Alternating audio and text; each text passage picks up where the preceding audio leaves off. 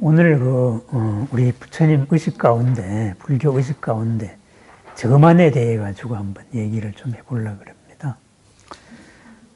저만이다 그랬을 때 흔히 우리가 사전적으로 정의하기를 눈동자를 찍음으로 인해 가지고 이제 신앙의 대상이 된다. 이제 그림에서 신앙의 대상이 된다. 이렇게 이제 간단하게 정의하는데요. 그거의 의미를 한번 제가 살펴보려고 그래요. 그게 뭐냐 하면은 부처님이나 신중님이나 아니면 뭐 보살님이나 시방세계 어디나 안 계시는 데가 어디 있어요. 그죠? 다 있는 거예요, 부처님은. 그리고 시방세계에 다 있는 부처님을 내가 무슨 상을 조상을 했다. 아니면은 이제 그림, 탱화를 만들었다 그래서 거기에 내가 점을 찍음으로 해가지고 혼을 불어넣는다 그러는데, 아니, 시방세계에 다 있는 부처님한테 혼을 불어넣는 놈은 누굽니까? 말이 안 되는 거죠. 그죠? 결국은 뭐냐 하면은, 이제 우리가 불교적인 세계관에 바탕을 하고 있어가지고, 우리가 수준이 높으면은 불상도 필요 없는 겁니다. 언제 어디서나 부처님과 만나는 겁니다. 그리고 보살님들을 만나고, 그리고 우리들의 도반인 신중님들을 만나는 겁니다. 그렇게 해서 마음과 마음으로 우리가 통할 수 있는데, 다만 우리가 아직 좀 못하니까 좀 집중으로서의 도구가 필요하다 이거죠. 계기가 필요하다 이거죠. 그러다가 보니까 우리 불교적인 세계관, 여기에 맞는 그것을 형상화시켜서 그림으로 그리고, 그 그림이 완성이 됐다 이거죠. 완성이 됐을 때, 그림이 완성이 됐을 때 딱 점을 찍는다는 것은 뭐예요? 눈동자에 점을 찍는다. 그럼 눈을 뜨는 거잖아요. 그러면은 그림을 통해서 그 부처님이나 신중님이나 보살님들이 눈을 뜨게 되는데, 시방세계에 항상 있는 부처님이, 불보살들이 그림을 통해서 눈을 떴어요. 눈 떠가지고 맨 처음 누구를 봐요? 눈을 떴다. 날 보는 거예요. 그죠? 결국은 나를 보는 순간에 이 그림이 부처님이 된 겁니다. 보살님이 된 겁니다. 예? 나하고 관계가 된 신중님이 된 겁니다. 결국은 이 저만이라는 거는 뭐냐 하면은 이제 나와 신중과의 인연관계를 확실히 하는 의식이에요. 확실히 하는 의식. 그러니까 이 저만을 통해서 그림이나 상이 종교적으로 바뀐다. 이것도 맞는 거죠. 맞는데 다만 제가 의미부여를 함으로써 이 그림을 계기로 해가지고 나한테서는 신중님으로, 부처님으로 의미를 갖게 되는 거예요. 의미를. 그래서 이제 시방세계에 항상 있는 부처님을 우리가 한번 다짐을 하는 거죠. 여기 계시다. 나한테는 여기 있는 거 맞다. 이렇게 해서 예배를 하는 겁니다. 그래서 이제부터 이제 신앙의 대상이 되는 거고,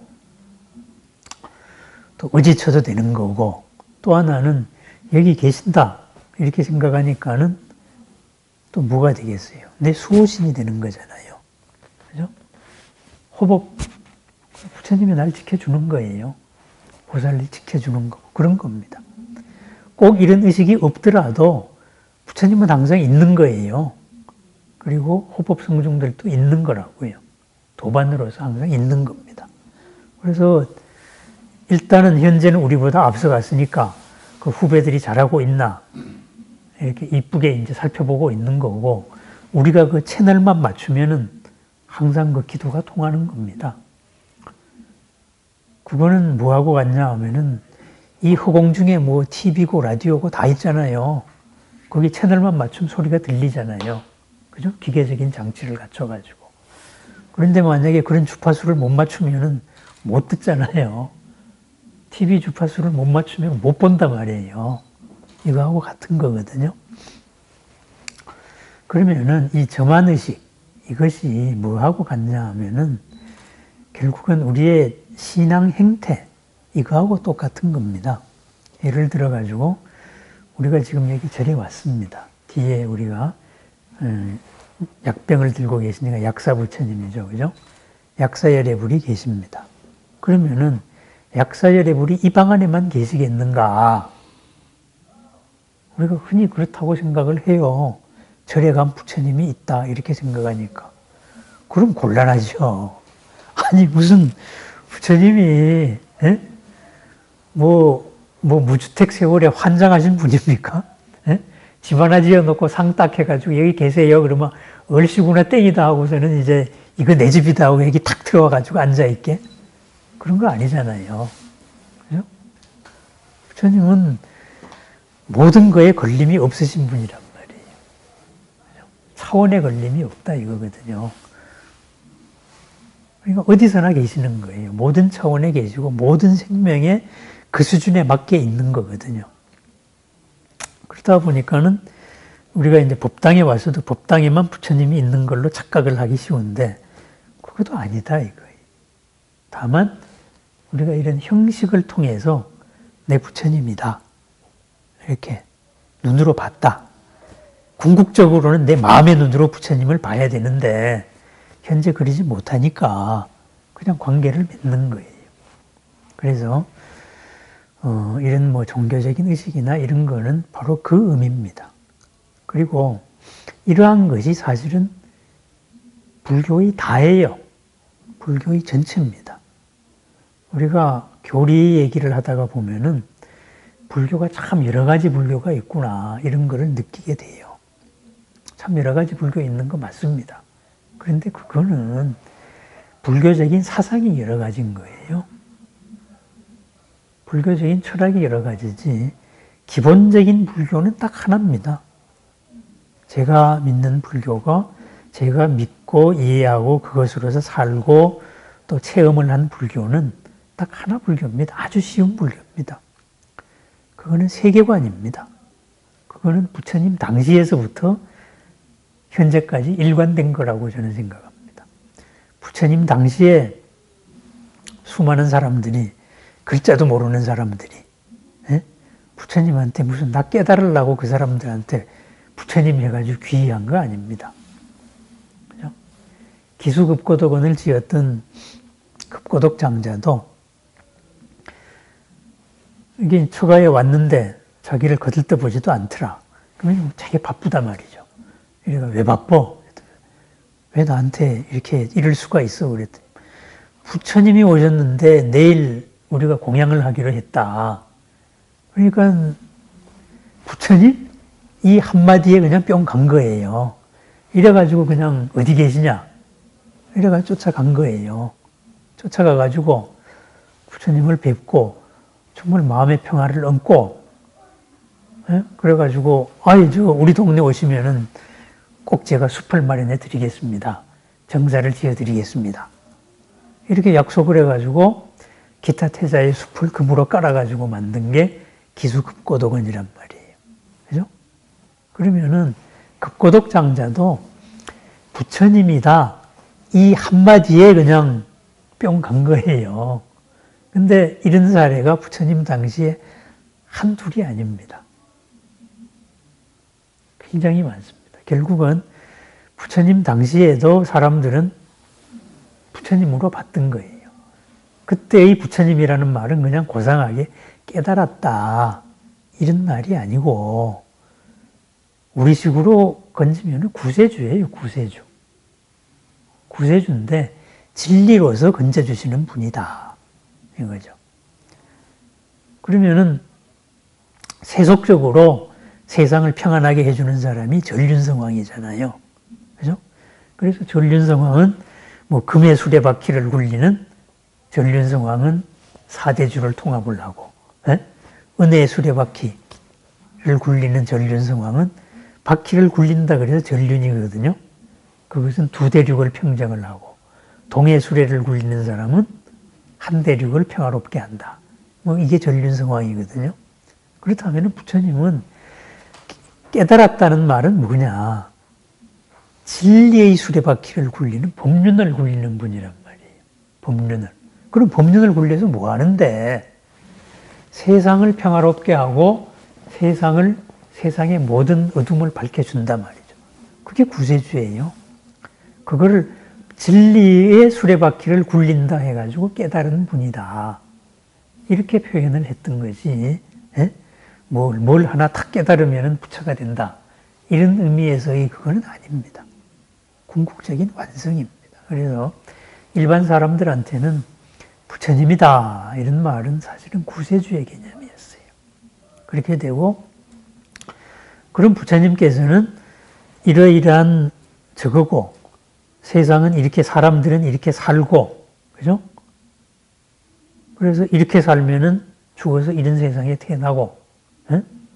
그래서 이런 세상에 태어나고 이 끝없는 윤회 속에서 한계 속에 갇히기가 싫으면은 이러이러하게 벗어나야 되고 이 법을 가르쳐 주신 분이에요. 이 법을. 그러다가 보니까 이 3계의 이 한계 지어진 상황을 벗어나야 되겠다. 이렇게 해서 이제 아라한의 길로 전문적인 수행을 하는 겁니다. 수행자들은. 이렇게 되는 거고, 제가자들은 뭐 거기까지는 못 가더라도 지금보다는 나은 삶.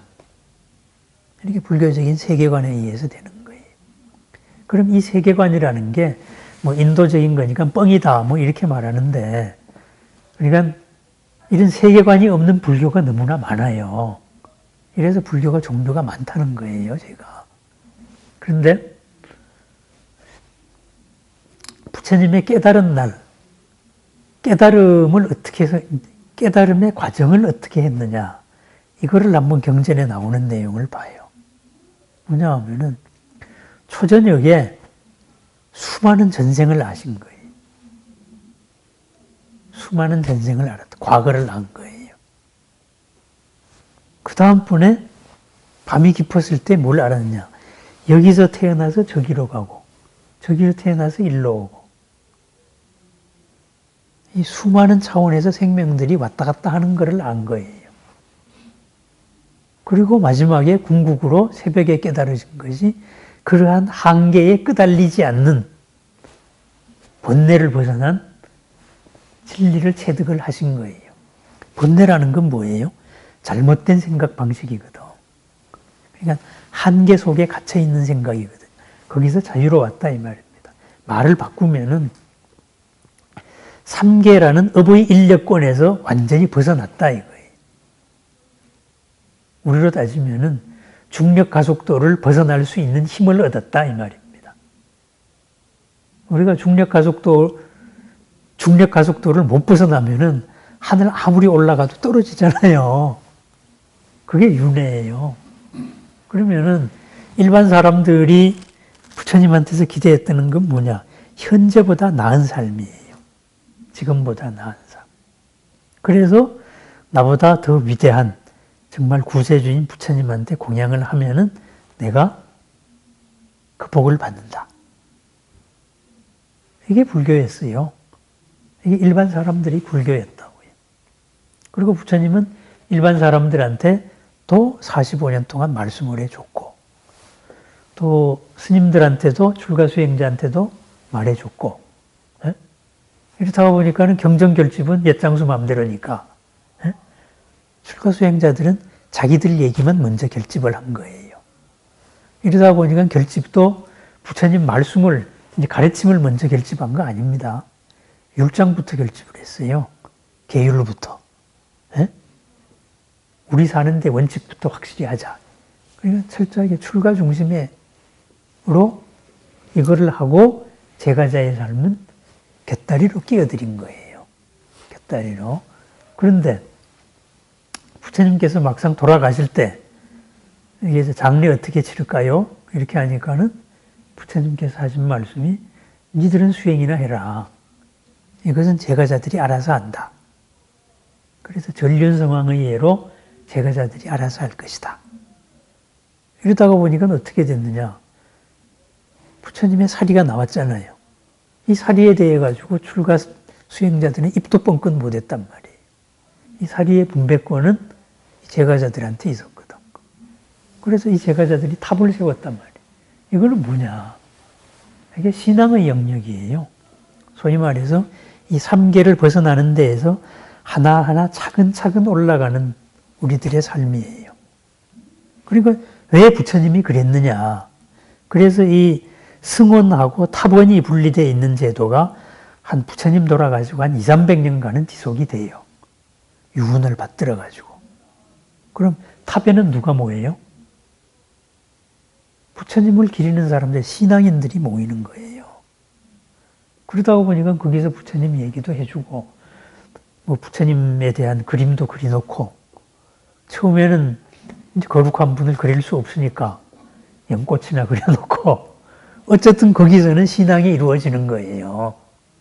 그럼 부처님은 왜 이 신앙적인 공간을 출가 수행자들한테 니들 하지 마 이렇게 했겠느냐. 출가를 한 목적은 바로 직통 코스의 수행을 하기 위해서거든요. 그럼 그 길을 가라. 살림을 하게 되는 순간부터 이건 출가의 삶이 살림꾼의 삶이 되는 거예요. 그래서 원론적으로 살아라. 이렇게 해서 출가 수행의 공덕으로서 신도들하고 긴장관계 속에서 신도들한테 내가 수행으로 얻은 만큼 축복을 해주고, 그래서 밥을 얻고 옷을 얻고 이러고 사는 거예요. 그러니까 그게 원래 원론적으로 맞는 삶입니다. 그래서 만약에 내가 출가 수행자가 제대로 수행을 못했다. 그럼 밥 못 얻어 먹는 거예요. 굶는 거예요. 부처님 당시에 꼬삼비 비구들이 쌈박질 하니까 부처님이 떠났단 말이에요. 그러니까 신도들이 저것들 부처님 말씀도 안 듣네? 해서 밥을 안 줘버려요. 이렇게 굶어 죽게 생겨서 네가 와가지고 싹싹 빌어요. 이런 거거든요. 이렇게 해서 일단 내 수행의 공덕으로서 상대방을 축원을 해주고, 이 긴장관계 속에서 끊임없이 수행을 해라. 이게 부처님의 근본 정신이었거든요. 그런데 이제 나중에 이 승원하고 탑원이 합쳐지면서 이 출가 수행자들이 경제적인 기반이다 마련이 되거든요. 이때쯤부터 불교가 사변적으로 되기 시작합니다. 이렇다가 보니까는 이제 여러 철학 유파들이 나오는 거예요. 요즘식으로 말하자면은 이제 여러 논문들이 나오기 시작한 거죠. 이러다가 이제 그게 뭐 구사론이다, 청정도론이다, 아니면은 뭐 용수 같은 대지도론이다, 이런 식으로 이제 집합이 되는 거예요. 그런데 일단 대중들은 부처님으로서 내려왔고 또 왕권이 불교로 필요로 했던 것은 이런 불교적인 세계관이에요. 지금보다 잘 살자. 그래서 부처님이 출가선언, 이제 포교선언도 많은 사람의 이익을 위하여, 안락을 위하여거든요. 그죠? 진정한 이로움이 뭐냐? 진정한 안평화, 안락, 행복이 뭐냐?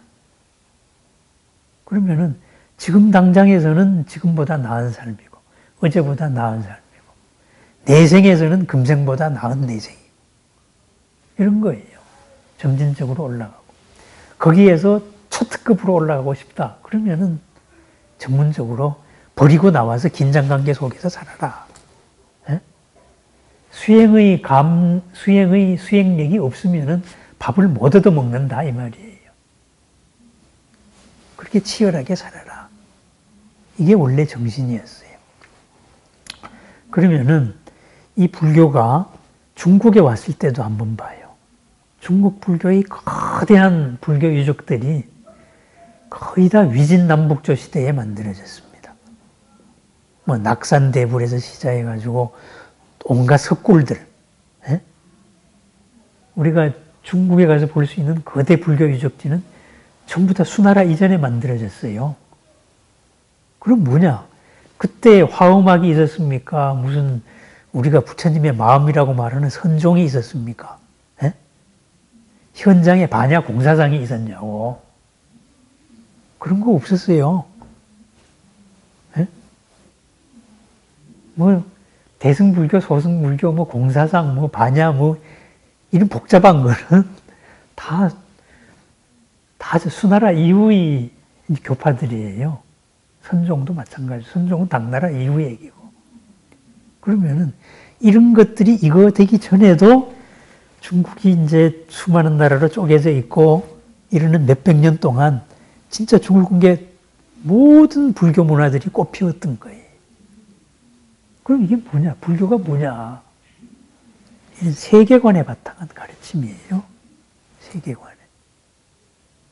그래서 불교는 자꾸 저는 뭐 어떤 사람들은 뭐 불교는 깨달음의 종교다 그러는데 그거는 이제 그 사람들 배부른 사람들 얘기고 불교는 부처님의 말씀을 믿고 지금보다 더 나은 삶, 지금보다 더 나은 이로움과 더 나은 평안. 그래서 궁극적으로는 내가 부처님이 되는 거. 궁극으로는. 그러다 보니까는 삼아승직업 얘기가 나오는 겁니다. 그리고 수많은 부처님의 전생담 얘기가 나오는 거고. 그죠? 이야기 하나하나마다 수많은 전생담 얘기가 산더미 같이 많잖아요. 그게 그런 삶의 과정이었어요. 이게 불교입니다. 이게 불교고, 이것을 그러면은 이제 깨달음이 뭐냐, 우리의 뭐 마음 구조가 뭐냐, 이렇게 해가지고 이거를 논리적으로 세우고, 그거를, 내가 체험해 보니까는 이거는 맞는데 이건 아닌 것 같은데, 이 싸움이 소위 말해서 아주 상층부의 교파 싸움이에요. 상층부의 교파 싸움. 근데 그것은 논리적으로도 쭉 여러 가지 있지만은, 그건 뭐 이제 수행이나 이런 체험도 이렇게 쭉 해보면은 거의 90%는 다, 99%는 다 공통이에요. 요 세계관의 한계를 벗어나지가 않아요. 세계관에서 욕계와 색계, 색계에서 초선, 이선, 삼선, 사선, 그 다음 무색계.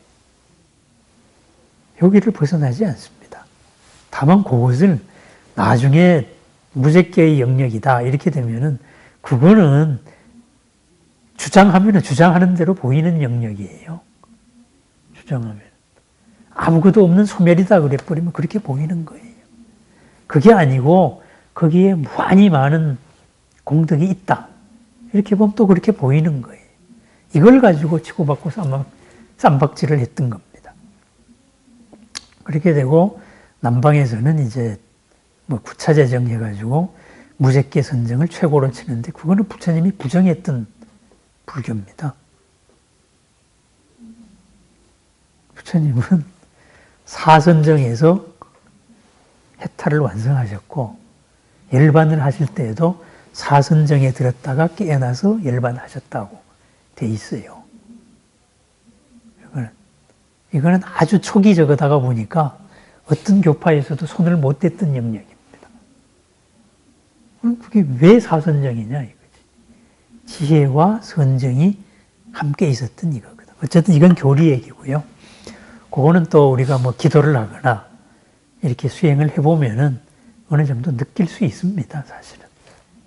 느낄 수 있어요. 우리는 뭐 24시간 부처는 못 돼도 깜빡깜빡 부처는 잘 됩니다.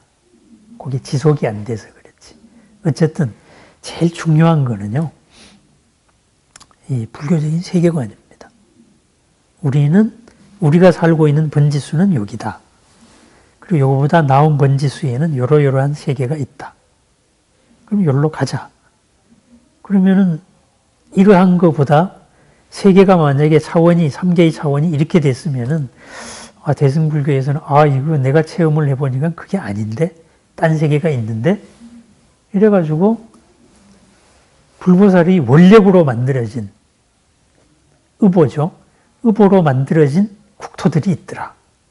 극락세계, 불국토입니다. 이렇다 보니까 여기는 들어가면은 윤회하지 않고 깨달을 때까지 이제 거기서 산다. 그게 불국토입니다.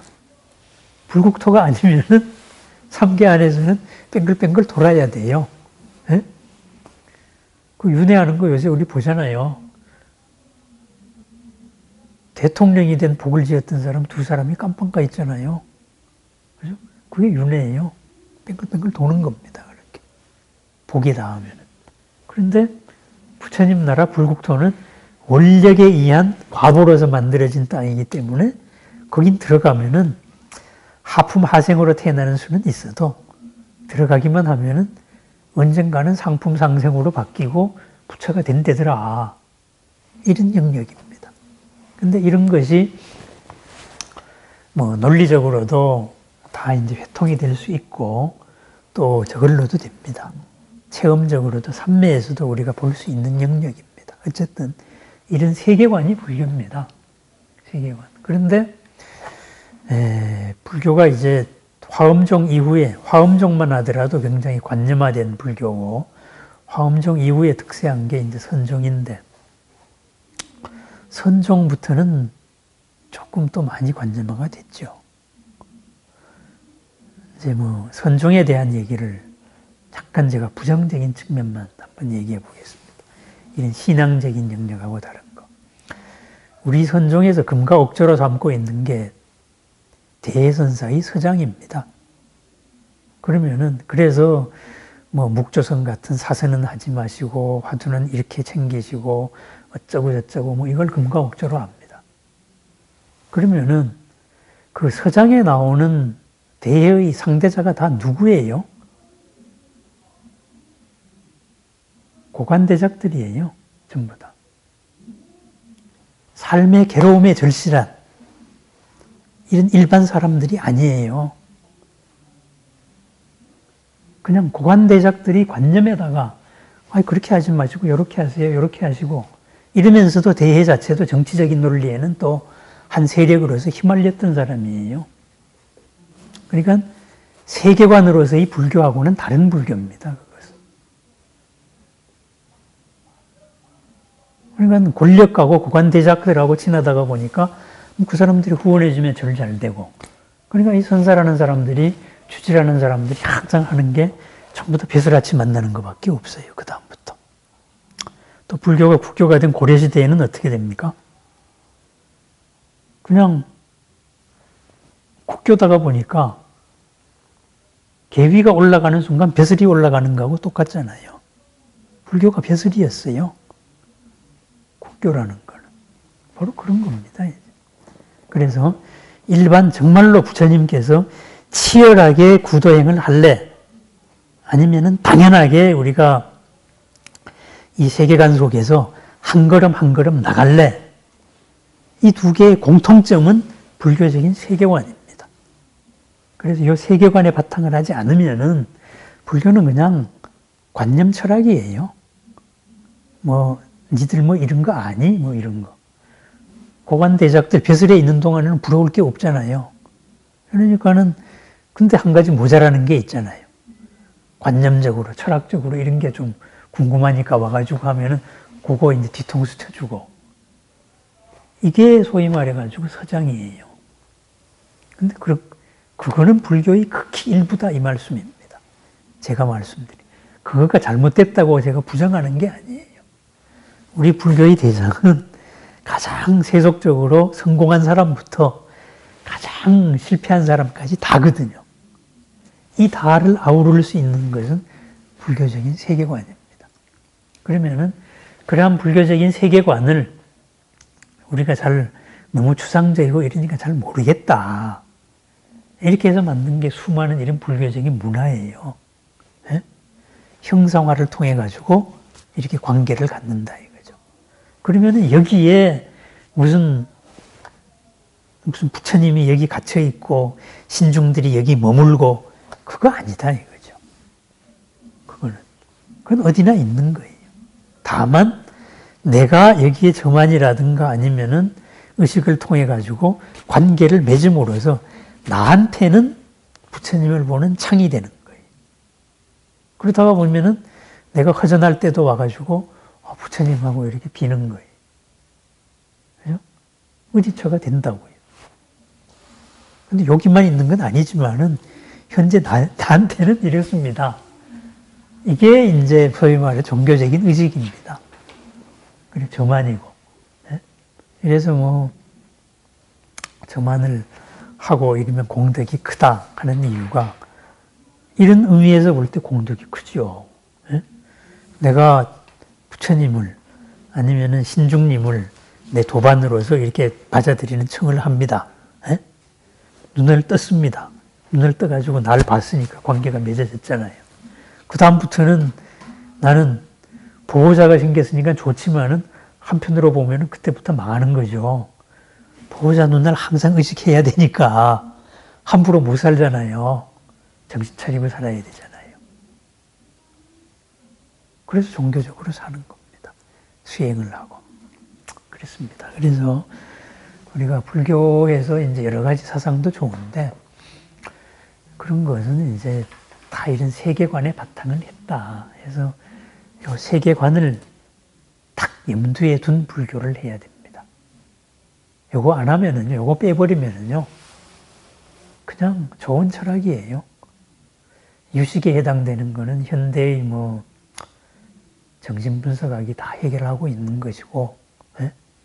공에 대한 얘기는 현대 물리학이 응용해가지고 우리가 그 속에서 살고 있어요. 공 속에서. 예? 없는 데서 있는 걸 만들어내 살고 있는 게 없는 걸로 되고 그러잖아요. 지금 우리가 사는 게 공이에요.